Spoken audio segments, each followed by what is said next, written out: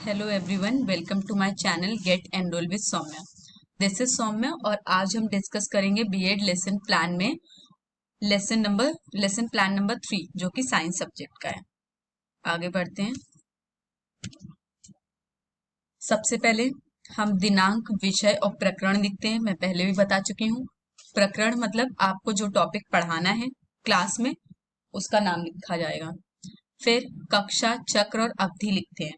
चक्र मीन्स जिस पीरियड आप यूज कर रहे हैं पढ़ाने के लिए वहां उस चीज को मेंशन करना है। अवधि में आपको टाइम डालना है कि कितने मिनट का आपका पीरियड हो रहा है।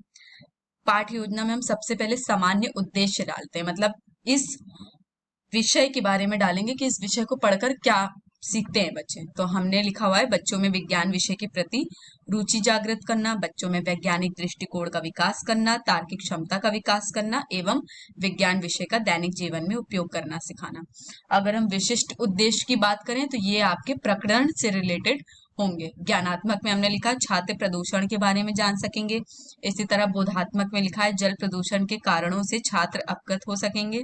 विश्लेषणात्मक में लिखा है छात्र जल प्रदूषण के कारण होने वाले रोगों को जान सकेंगे। संश्लेषणात्मक में लिखा है छात्र जल प्रदूषण से बचने के उपाय जान सकेंगे। और क्रियात्मक में लिखा है छात्र जल प्रदूषण के कारण व निवारण का दैनिक जीवन में उपयोग कर पाएंगे। सहायक सामग्री मतलब सहायक सामग्री का मतलब होता है आपने जिन चीजों का इस्तेमाल किया है अपने क्लास में पढ़ाते वक्त, टीचिंग की प्रैक्टिस करते वक्त। तो आप नॉर्मली इन्हीं चीजों का यूज करते हैं। चौक, डस्टर, शामपट, चार्ट इत्यादि। पूर्व ज्ञान मतलब प्रीवियस नॉलेज के बारे में हमने बताया है कि छात्र जल प्रदूषण से संबंधित सामान्य जानकारी रखते हैं। बिल्कुल, अगर हम कोई प्रकरण पढ़ाने जा रहे हैं तो ये तो बिल्कुल तय है कि बच्चों को बेसिक नॉलेज तो उस टॉपिक के बारे में होगी ही होगी।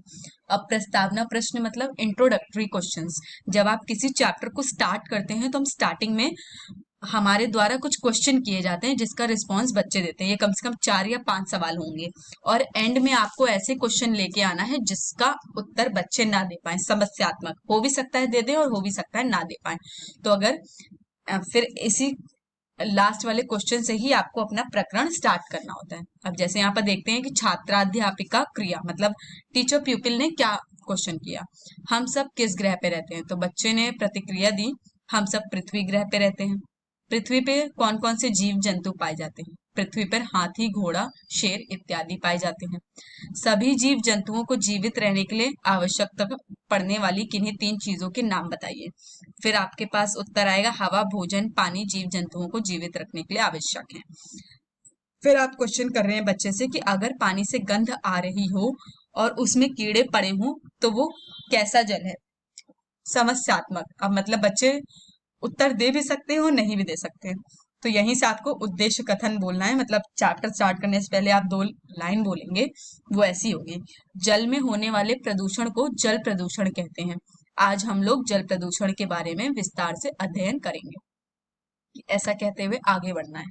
अब प्रस्तुतिकरण में मैंने दिखाया है, मतलब एक तरह से प्रेजेंटेशन है कि आपने कौन सा टॉपिक लिया, आपकी क्या क्रिया रही, आपने छात्र अध्यापिका मतलब टीचर प्यूपिल जो आप हैं, जो आप पढ़ा रहे हैं उसने क्या क्या क्रिया किया ये मेंशन करना है। फिर आपको छात्र प्रतिक्रिया लिखनी है।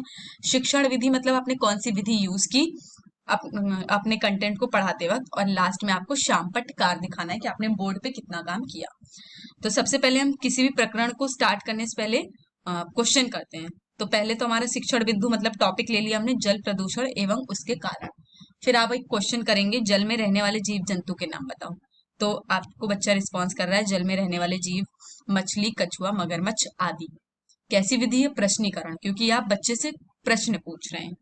अब स्पष्टीकरण के तौर पर आप व्याख्या कर रहे हैं हमारे आसपास का वह जल जो हमारे स्वास्थ्य पर हानिकारक प्रभाव डालता है जल प्रदूषण कहलाता है। जल प्रदूषण के निम्नलिखित कारण हैं घरेलू कचड़े को जल में फेंकना, नदियों तालाबों में पशुओं को नहलाना, कपड़े साफ करना, उर्वरकों का अत्यधिक प्रयोग जो वर्षा के साथ बहकर नदियों तालाबों में झीलों में पहुंचता है, कारखानों से निकले रासायनिक कचड़े की नदियों में विसर्जित करना।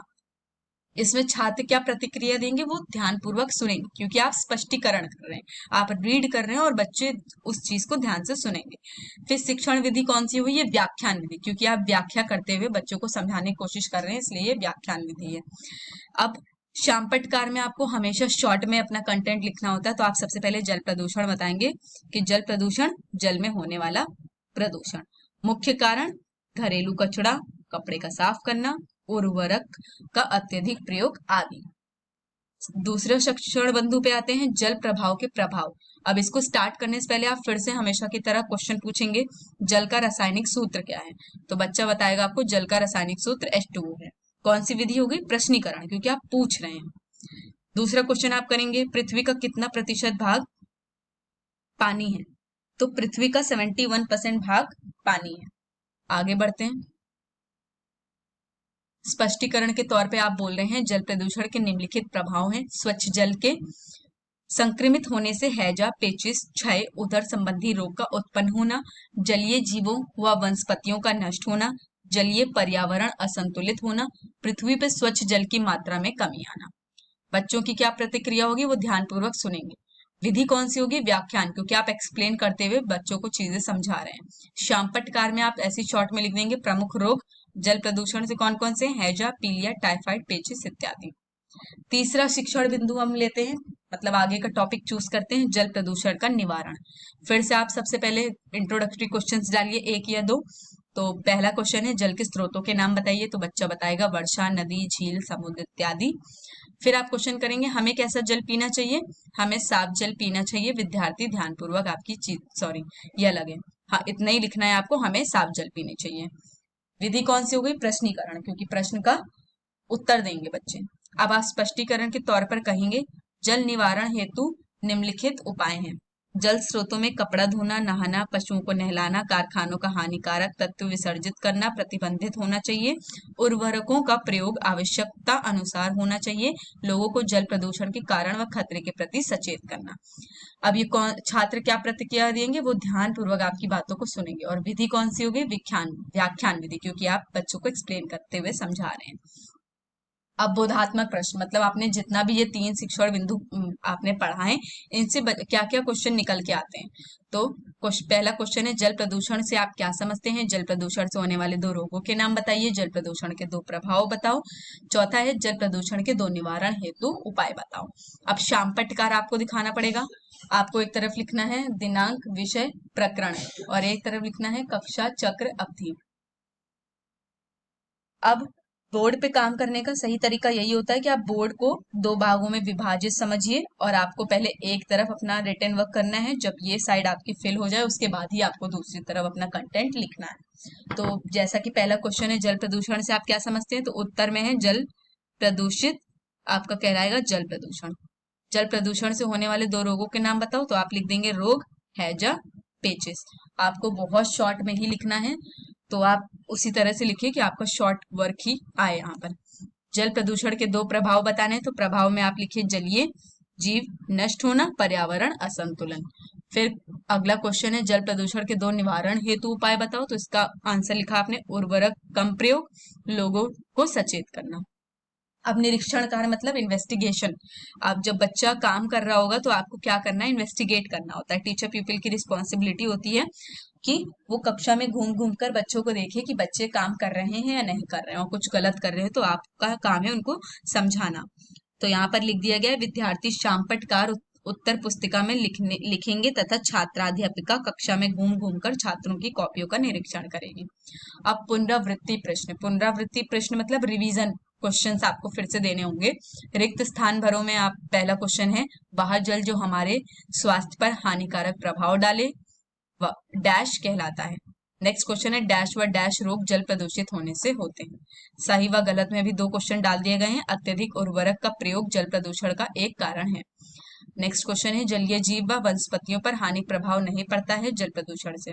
अब आप गृह कार्य मतलब होमवर्क देंगे लास्ट में, जल प्रदूषण के प्रमुख कारण लिखो, जल प्रदूषण के निवारण हेतु उपाय लिखो।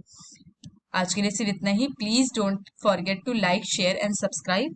मेरे साथ इसी तरह बने रहिए आगे आने वाले बीएड लेसन प्लान्स को देखने के लिए। आज के लिए बस इतना ही। Thank you.